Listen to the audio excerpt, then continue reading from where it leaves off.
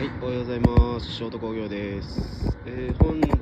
もですね、大阪府ですね、摂津なんですけどね、の工場に来ています。そ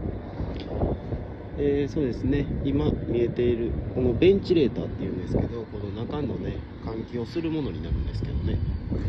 これは自然換気やと思うんですけど、両方ですね、自然換気と強制換気ですね。これも、そうですね、屋根を拭く時にね、外してしまうんですけどもね、その時はねちゃんと、劣化ですねを読んで荷上げ荷下ろしという感じでやっていくんですけどね、またその時もね、施工もね動画に上げていこうと思うんでよろしくお願いします。いつも風に